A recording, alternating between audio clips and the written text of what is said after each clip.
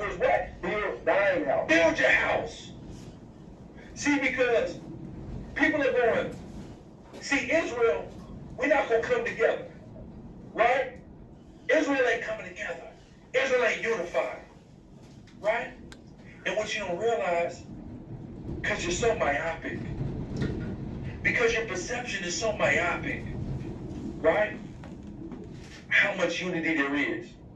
There's unity in one cause: work. We at Zakari are in unison with IUIC. In June, ain't no Michael Jackson. We at Zakari are in unison with IUIC. Too much study has made you crazy, out. In June, ain't no Michael. Believe it or not, companies have already started microchipping employees. You know why? Because we both realize work.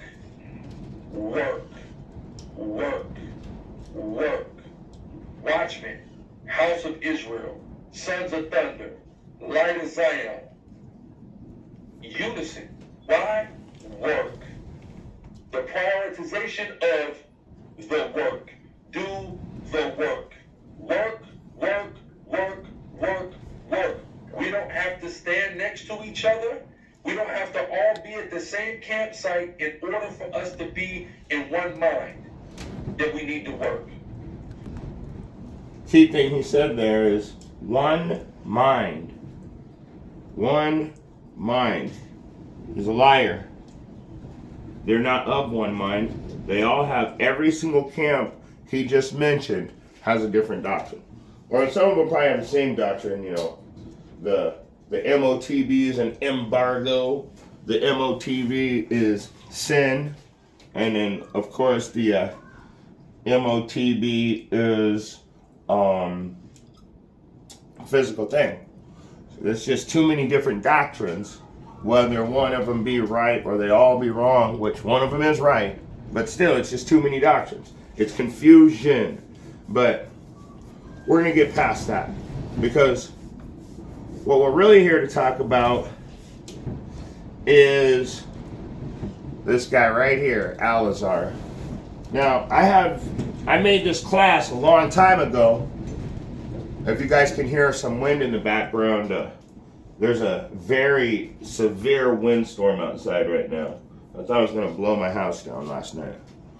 But this guy right here, I've noticed throughout the years that he has the characteristics of a few different people in the scriptures. And so I want to start by saying, Kahalayama Abanawa. Yahweh Bahashim, Yahweh Shai, Bahashim, Rukwakadash. And double honors to all the elders, the prophets, the apostles, the teachers, the disciples, and the sincere Akya wa Akwa coming into the 100% truth. Now, I want to start with this. I've noticed that when a while back, I can't find the video, but this guy right here, Alazar, said that high priest, elder, apostle Tahar should step down and let him. Alazar says that he is the new high priest.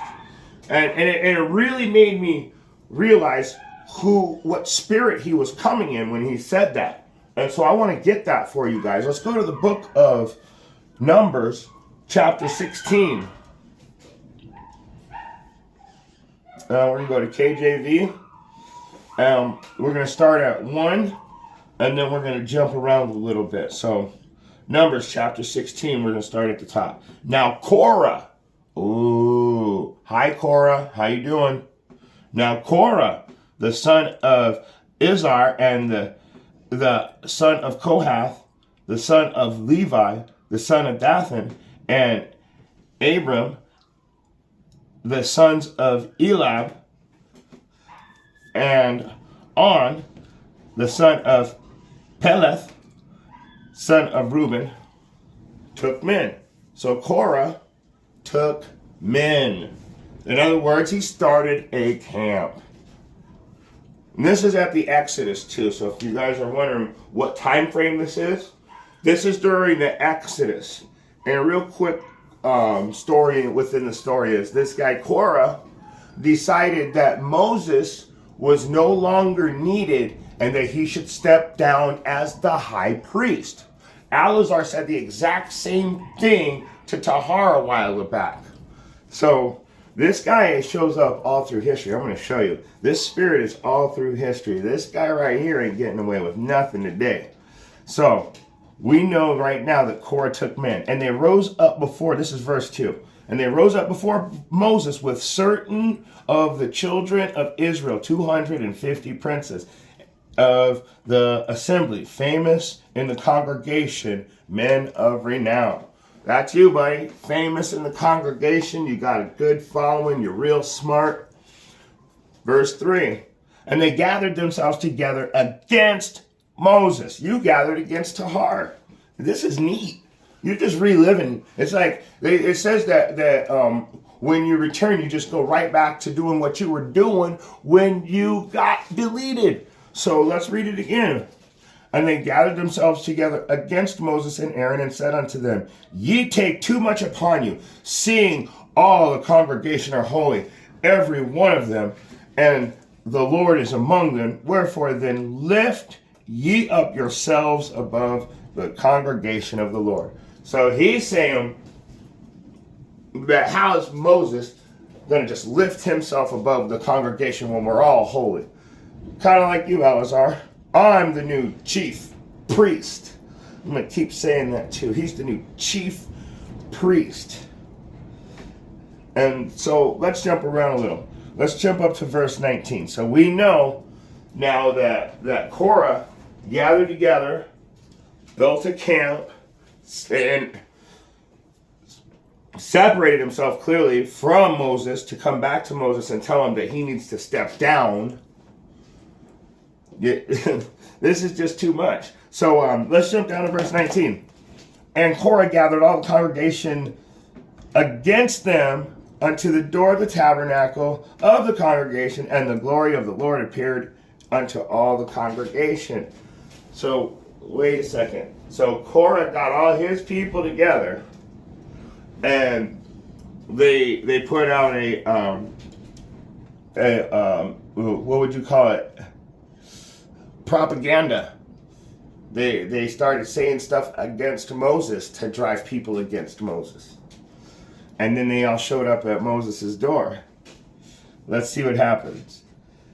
And the Lord spake unto Moses and Aaron, saying, Separate yourselves from this congregation, that I may consume them in a moment. And they all fell upon their faces and said, O Yahweh, Yahweh of spirits of all flesh, shall one man sin, and wilt thou be wroth with the whole congregation? And the Lord spake unto Moses, saying, Speak unto the congregation, saying, Get ye up from about the tabernacle of Korah, and fall from the tabernacle of Korah, Dathan, and Abram. So in other words, the Most High tells Moses to tell the people, get away from Korah. The Most High is getting ready to deal with them. I'm going to say it for you. All you Sakari members that are sincere, you want to get away from Alazar. The Most High is getting ready to deal with him. And it's not a joke. See, people take this as a joke, but it's not funny at all. And the people that are sincere in this word, and we're watching people take a bag out of our brothers and sisters for a financial gain, nah, you're going down. The Most High is going to take care of you. That's why everybody's rebuking you right now, Alazar. Nobody hates you. Everybody loves you. Out of love, we rebuke our brothers. Out of love. What is that? But let me keep going before I go off of it. Okay, so, and Moses rose up and went unto Dathan, Abram, and the elders of Israel followed him. And he spoke unto the congregation, saying, Depart, I pray you, from the tents of these wicked men, and touch nothing of theirs, lest ye be consumed in all their sins. Don't even buy their clothes. Don't buy their merchandise. Stay off their shit. I'm talking about Alazar right now. Don't be a part of anything that has to do with them. Don't have no little Sakari baseball hat. Well, we'll get into that too. We're going to get into that too. But Moses is telling everybody, hey, the Most High told me, get away from this dude. He going to get, don't even touch anything that has to do with him. He is going to get taken out. Let's find out if I'm right. Let's find out.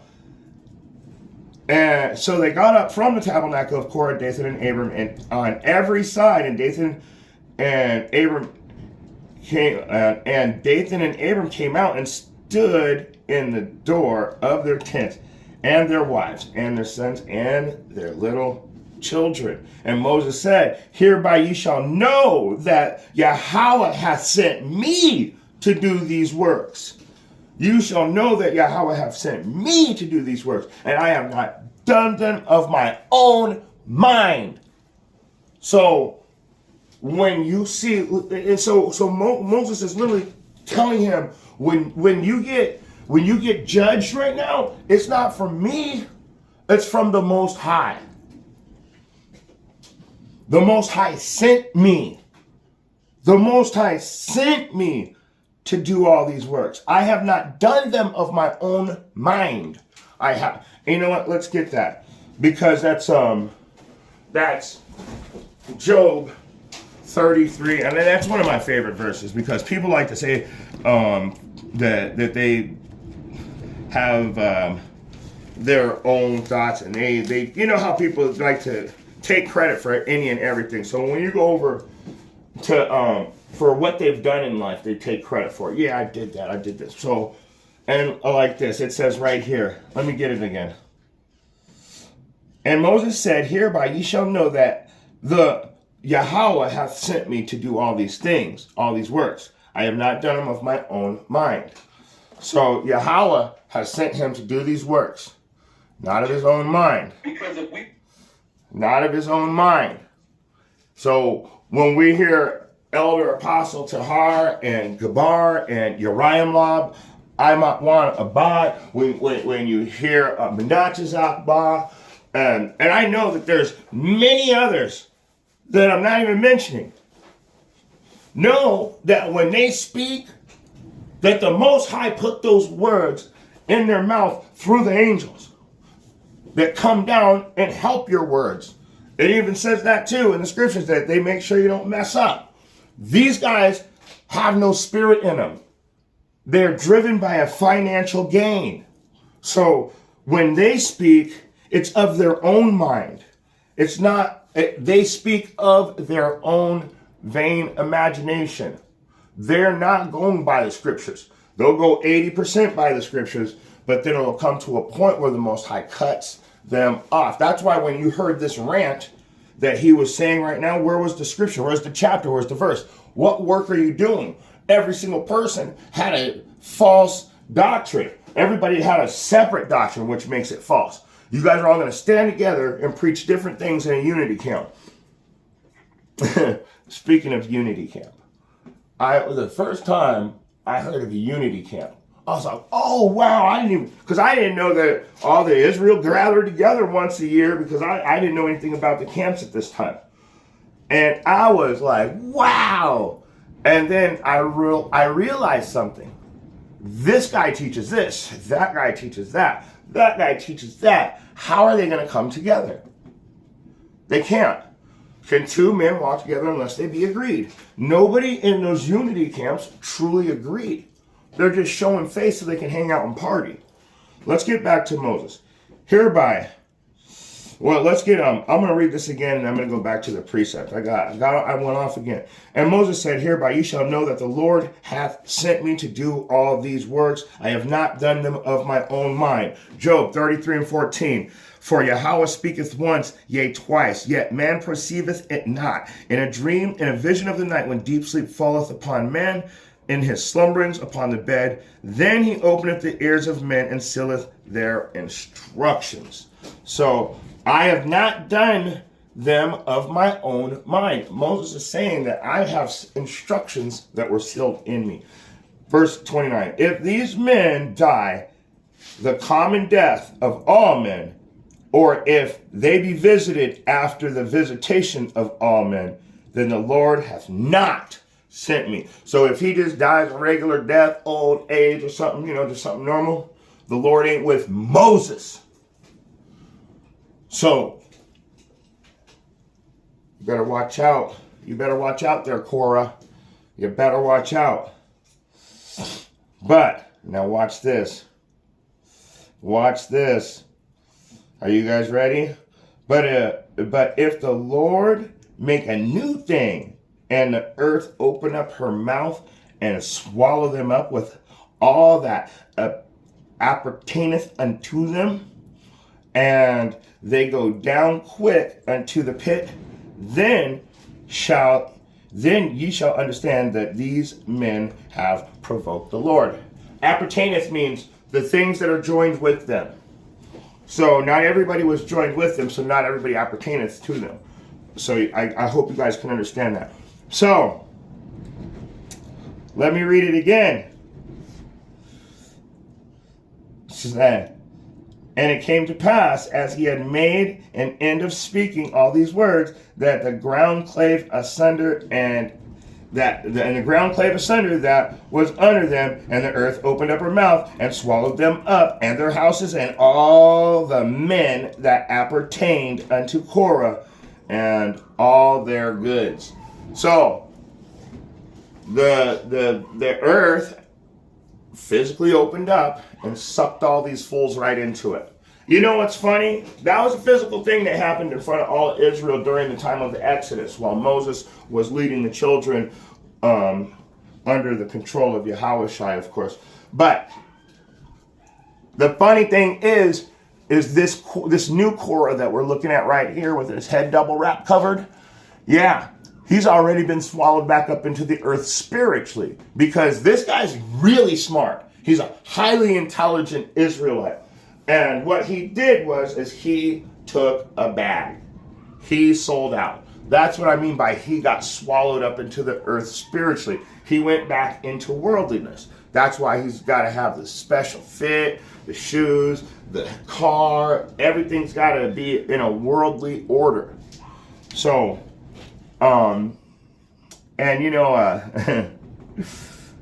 it's funny because you're already destroyed.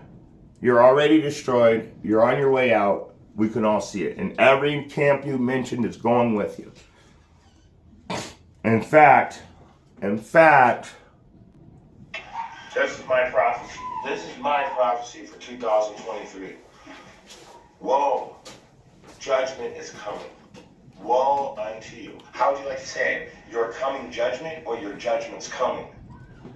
A month ago I said this. False prophets, false teachers, false camps, wicked ass niggas, wicked ass Eves. Everybody that thinks that they're getting in, wicked ass Christians, God knows my spirit. Whoa, you're about to see the Most High's lifting the veil right now, and you're about to see the destruction coming. Now, whether you take heed to the warning or not is up to you, but your destruction will be sudden. Shalom, Ahaba Baraka, Kal Halayama, Yahweh, Bahashim, Yahushai, Bahashim, Ruach Hadash. All right, that was a prophecy that I said at the very beginning, a month ago now. It was about a month and a half ago. It was at the beginning of the Gregorian year, honestly. But, okay, let me go ahead and keep going here, because I noticed that this guy Korah shows up again in latter time. So he's swallowed up right there. And let me prove that his not everybody that was with Korah, actually, not all of his family died. So let's go to Numbers chapter 26, KJV. And we're going to go to verse 11. I'm just going to get this real quick. This is number 26 and verse 11, because this right here is this is literally I say a reincarnation or a regeneration of this spirit of Korah. And I think the spirit of Korah flows through the Bible along with the other spirits that get sent back. So watch this. Notwithstanding, the children of Korah died not. Why? Because they didn't appertain to what Korah was doing. They were too young to understand. So, with that being said, we know Korah had descendants. We're looking at one.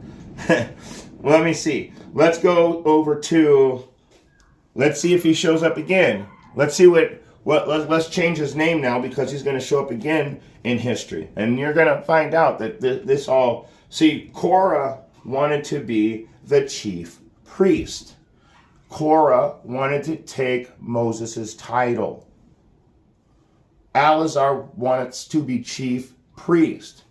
Alazar wants to take elder apostle Tahar's title and call himself the #1 guy in Israel.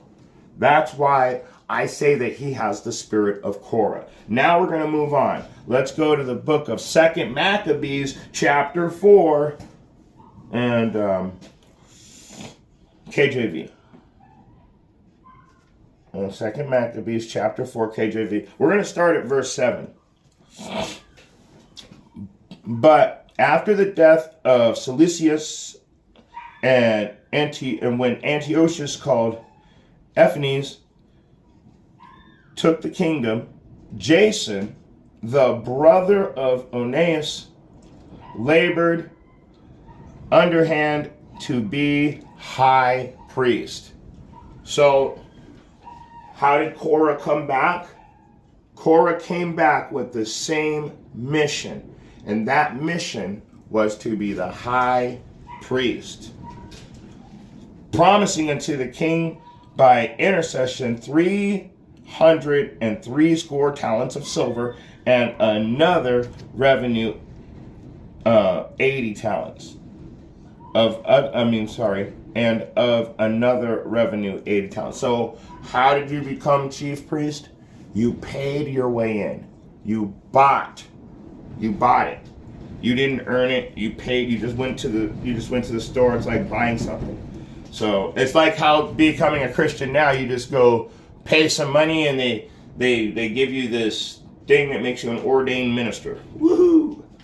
So you paid your way in, you finally became chief priest. And so besides this, he promised to assign 150 more if he might have license to set up a place for exercise and for the training up of the youth in the fashions of the heathens, and to write them of Jerusalem by the name of Antiochus, which when the king had granted, and he had gotten into his hand the rule, he forthwith brought his own nation to Greekish fashion. So what did he do? Let's find out. He brought the whole nation into the customs and the style of the Greeks. And the royal privilege is granted of special favor by the Jew to the Jews by the means of John, the father of Eupolemus, who went ambassador to Rome for amity and aid. He took away and put down the governors which were according to law. He took all of the laws away. He brought up new customs against the law. Hey, he brought up a new custom that was against the law. I'm going to show you guys something real soon here, but we gotta get this real quick. What did he do? A new custom that was against the law. For he built gladly a place of exercise under the tower itself, and brought the chief young men under subjection, and made them wear hats. You're wearing a hat. That hat is a Greek heathen fashion. You're a Greek heathen fashion. Now, what does it say about a man wearing a hat? It's an abomination for a man to have his head covered while he's praying or prophesying. What chapter and verse? 1 Corinthians chapter 11, verse 4. Every man praying or prophesying, having his head covered, dishonoreth his head. Prophesying. Prophesying. Teaching. So, okay, so, you know what? Let's get that too. This is Elder Apostle Gabar. I was listening to him last night. And then, of course, I'm listening to everybody all day and all night. You see me on every live chat practically. But Gabar brought this one to my attention. I thought, yep. This is, and he taught them a heathenish fashion. And what did he teach them? To wear hats. So, look at this. Look at this. Let's go to Jeremiah chapter 10, verse 2. Thus saith Yahweh, learn not the way of the heathen. Learn not the way of the heathen. So, you're teaching the ways of the heathen. You're going off on all different accounts. And you know what? You're all through this book. You were sent back also as the chief priest against Paul. You were sent back as the chief priest against Paul too. Didn't you say that Paul's writings were, what did you say about, you said some blasphemy against Paul too. And you know it. You're all through this book. We know who you are now. But let's get that too. Let's get that too. Let's get that too. Yeah, hold on. I gotta plug my tablet back in. It's about to die. Alright, let's go to the book of Acts for sure. Oh yeah. Let's go to the book of Acts, chapter 23. Book of Acts, chapter 23, KJV. And I'm gonna close out here because I gotta go to work. So I just really wanted to do this class. I'm glad I got a chance to finally do it. Okay, Acts chapter 23. And what we're gonna do is go right into it. Jump down to verse 20 and 21. And he said, the Jews have agreed to desire thee that thou wouldest bring down Paul tomorrow into the council, as though they would inquire somewhat of him more perfectly. But do not yield unto them, for they lie in wait for him of them more than 40 men, which have bound themselves with an oath that they would neither eat nor drink till they have killed him. And now are they ready, looking for a promise from thee. So, in the time of Paul, just like now, what did you say about Paul? What did you say about Paul? What did you say about Paul? I can't remember. You literally said that you don't listen, that you don't believe Paul's writings. So neither did these people. They didn't believe Paul either, didn't they? They tried to take him out. So I guess in this case we should just call you Ananias, right?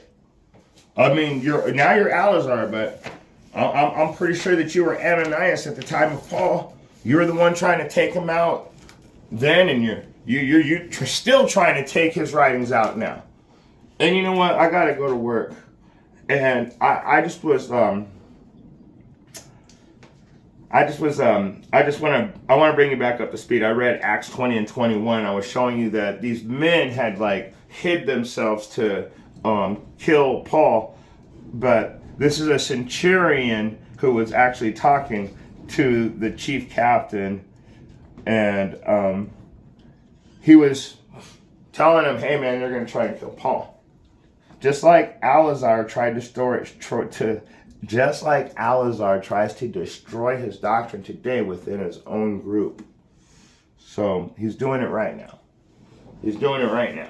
So I just wanted to show you guys that. So when you ask if we are sent back when we're reincarnated, this spirit right here of this guy, I feel like I've seen him all through the Bible.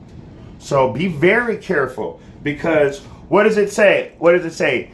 If it were at all possible, they would fool the very elect. We're not fooled.